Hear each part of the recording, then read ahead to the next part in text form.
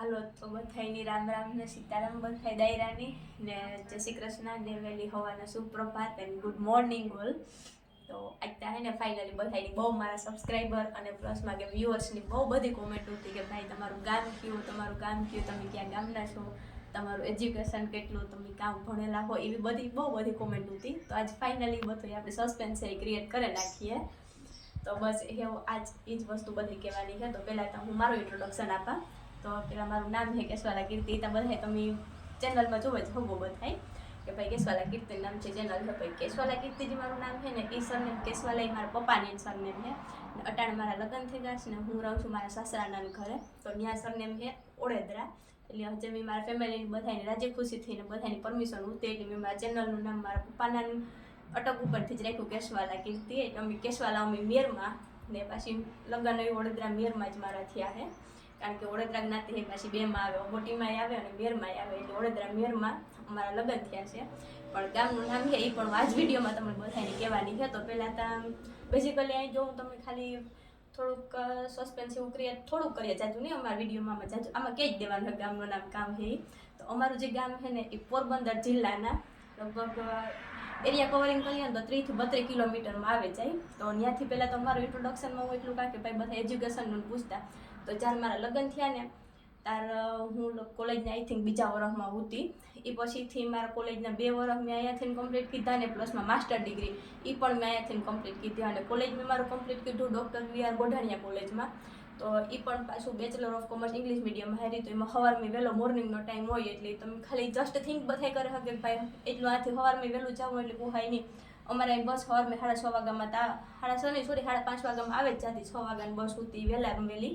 તો સવારમાં 4 વાગ્યામાં ઉઠીને અહીંયાથી બધું પ્રિપરેશન કરવું પડે. તો ઓબ્વિયસલી બધાની ખ્યાલ જ હોય કે ભાઈ મમ્મી પપ્પાને ઘેર હોય ને તો કોઈની ભણવા કરવા જવું હોય તો ત્યાંથી હા ટેન્શન ફ્રી હોય કે ભાઈ હાલો મમ્મીને ઘેર છે તો આપણે ઉઠીને જે હગીએ. પણ એક આ લગ્ન કર્યા પછી આવે ને ભાઈ ખખરાને ઘેરથી ભણવા જાવું ને એ પણ એક બહુ મોટી રિસ્પોન્સિબિલિટી છે. પાછા બધા ફેમિલી મેમ્બર છે એ સપોર્ટ કરતા હોય તો જ આપણી બધી વસ્તુ કરે હગ્યા ને. એમાં પ્લસમાં મારું તો જો કે કેવું કે મારી બધી વસ્તુમાં બધી એક્ટિવિટીમાં મારા ઘરના બધાય પર્સન એટલો સપોર્ટ સારો કરે. ભાઈ મારા ભણવામાં કે ગમે એ રૂટીન એક્ટિવિટી હોય પ્લસમાં કે આ વ્લોગ બનાવવાનું મેં ચાલુ કીધું તોય પણ કોઈની એમાં ના નહોતું કે ભાઈ અમને કોઈને કંઈ વાંધો નથી કે તમે જે કરો તમે આગળ આવતા હોય તો અમને કંઈ વાંધો નથી. એટલે એના સપોર્ટથી જ બધું થાય. તો સવાર મેં પેલું 4 વાગ્યામાં ઉઠીને જાઉં આથી 35 કિલોમીટર બોરી પૂગું કંઈ હેલી વાત ન હોય. એટલે બધાને સપોર્ટથી જ સવાર મેં વહેલી ઉઠીને આથી ભણવાનું પૂરું કરી શકીને મેં મારું માસ્ટર ડિગ્રી પણ કમ્પ્લીટ કીધું with English medium master of કોમર્સમાં. એ બધું મારા ફેમિલીના સપોર્ટ થઈ. એટલે પહેલાં તો બધાની થેન્ક યુ કે ભાઈ મને એટલો સપોર્ટ કીધો એટલા માટે. પછી પ્લસમાં બીજું આવે કે ભાઈ ગામનું નામ. તો ગામનું નામ તો આગળ બધું આવે ચાહે કે ભાઈ ગામનું નામ કામ છે પણ ગામના નામ પહેલાંય પણ અમુક કહેતા હોય કે ભાઈ એ એટલી ભણેલ ગણો હતી ને અમારા ગામડામાં આવે ને રહે ને આ બધી વસ્તુ. તો એવું કંઈ નથી કે ભાઈ સિટીના વ્યક્તિ હોય. પાછળ હું છે ને સિટીમાંથી બિલોંગ કરે. મારા મમ્મી પપ્પાનું ઘર છે એ રાણાવાવમાં છે. એટલે ત્યાંથી રાણાવાવથી અહીંયા ગામડામાં રહેવું અમુક બધા એવું કહેતા કે ભાઈ એ છોકરી અહીંયા નો રહે ને આ તેને એટલી ભણેલ એજ્યુકેટેડ ને હે એટલી. તો મેં એટલી બધી વસ્તુ કમ્પ્લીટ કીધી. ગ્રેજ્યુએશન ને માસ્ટર કમ્પ્લીટ કીધું ને એમાં માસ્ટર ડિગ્રી કમ્પ્લીટ કર્યા પછી પણ અમારે અહીંયા બાજુમાં સ્કૂલ હતી એ હાલો એટલું કહેતા કે એ અમે વિહાવાડાની સ્કૂલ જ છે અહીંયા. ત્યાં પ્રાથમિક શાળામાં 3 થી 5ના ગણિતના શિક્ષક ઘટતા હતા. એટલે આપણી ગ્રેજ્યુએશન ને માસ્ટર ડિગ્રી કોમર્સમાં કમ્પ્લીટ કીધું તો એટલે ગણિતમાં આપણે હાલીએ. એટલે મારો 1 યરનો એક્સપિરિયન્સ શિક્ષક તરીકે ન્યાય પણ મેં ભજવેલો છે કે ભાઈ આપણે એ પણ આવડે. હું નથી કે ભાઈ અહીંયા ખેતીના બ્લોગ બનાવતા હોય તો આપણે ખાલી ખેતી કામમાં જ મશહૂર છે કે ભાઈ ખેતી કરતા આવડે ને પીહું દોતા આવડે. એક મેરની દીકરી તરીકે ને એક મહેર જ્ઞાતિની દીકરી તરીકે હું એટલું મારા ઉપરથી કે હગા કે હું બધી વસ્તુમાં નિપુણતાપૂર્વક ગમેના મૂકે હવે આપણી પાસે ઉતરવા જોઈએ. પછી ખેતી કામ કરવાનું હોય કે ભાઈ કમ્પ્યુટર ઉપર બહેન વર્ક કરવાનું હોય એમાં MS Word Excel PowerPoint આ તે એ જે બધી વસ્તુ આવતી હોય એ પણ અમે કરેલ છે. કારણ કે અમે ભણેલ જ પહેલેથી છે બધી વસ્તુ આવડે. પણ વધારે પૂરતું અમે ખેડૂતના દીકરા છે એટલે ગામડામાં રહીને ગામડાની લાઈફસ્ટાઈલ જીવવી એ બિલોંગ કરીએ. કારણ કે નોકરીઓ બધાય કરતા હોય પણ નોકરી કરતા એની ઘરમાં ડબ્બામાં દાણા જ જોઈએ. બધાય નોકરીઓ છોડાઈ જાય ને તો કોઈ માણસ પછી ખાવાનું બનાવવા વાળું કે ખાવાનું દેવા વાળું કે અન્ન ઉગાડવા વાળું કોઈ રહે નહીં. એટલે એ અમારે થોડુંક ધ્યાન રાખવું પડે. એટલે અમે બધી એવી વસ્તુ કરીએ. બાકી નોકરીઓમાં અટાણે મેં ખુદ મારા ઉપરથી કામ તો મેં 3 થી 4 વખત ટ્રાય કરેલ છે. હું એકને એક એક્ઝામ 3 વખત દેવા ગઈ પણ એ એક્ઝામ તેને બહાર નીકળી દઈ એક પેપર લીક થયું.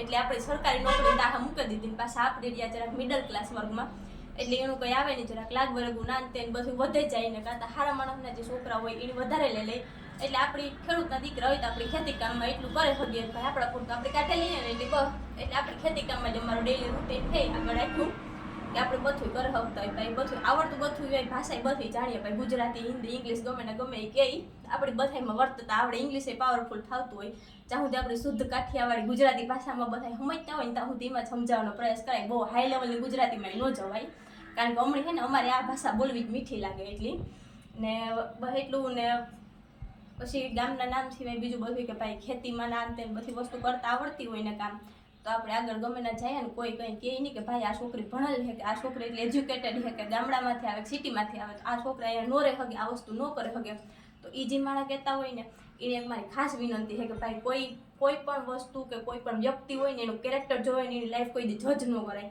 કે ભાઈ એ માણસને એબિલિટી એટલી હોય એનામાં કે એ બધી વસ્તુ કરે શકતું હોય એ કંઈ દેખાડવા ન માગતો હોય બાકી હું જ છે આગળ બધી વસ્તુ કરે શકે ભાઈ કમ્પ્યુટર ઉપર ખુરશીમાં બેહન કામ કરવાનું કહીને તો ન્યાય કરે શકે અને ખેતીમાં દિયા પાવડો આપવાનું કહીને તો આપણે એ પણ કામ કરે લઈએ બસ એટલું જ હતું ને ફાઇનલી જો એવું હું બધાની પરમિશનથી ને બધાની એટલી બધી ઉતી માંગણી તો એ ઉપરથી મારા ગામનું નામ જાહેર કરીને છેલ્લે અમારા ઘેરથી મારા થોડોક ગામનો બધો વ્યૂ છે એ પણ હું તમને દેખાડી ભાઈ અમારું ગામ કેવું છે તો ફાઇનલી મારા ગામનું નામ છે પોરબંદર ડિસ્ટ્રિક્ટનું મૂળ દ્વારકા એટલે કે વિસાવાડાને નજીક આવેલું ટુકડા મિયાણી ગામ ટુકડા મિયાણી પાછું ગામ ને I love my village also because I also want to spend my life in village because I like village life and its nature. So thank you.